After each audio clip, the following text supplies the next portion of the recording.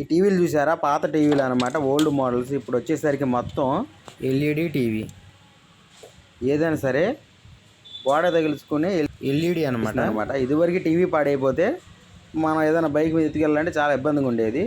ఇప్పుడు ఏంటంటే ఎల్ఈడి ఒక మధ్యలో పెట్టుకొని, బైక్ మధ్యలో పెట్టుకొని తీసుకెళ్ళిపోయి హ్యాపీగా అయితే రిపేర్ అయితే చేయించుకొని వచ్చేంత ఇదిగా ఉండదు అనమాట.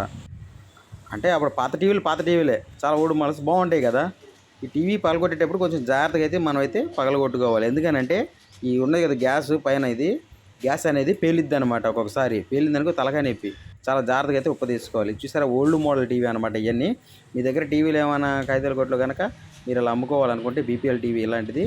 ఈ వచ్చేసరికి టీవీలు బట్టి ఉంటుంది. ఒక్కొక్కటేమో 100 రూపాయలు ఉంటుంది, ఒక్కొక్కటేమో 150 రూపాయలు ఉంటుంది. ఇలాగైతే మనమైతే అమ్ముకోవాలి. 150కి 100కి అయితే మనమైతే అమ్ముకోవాలన్నమాట.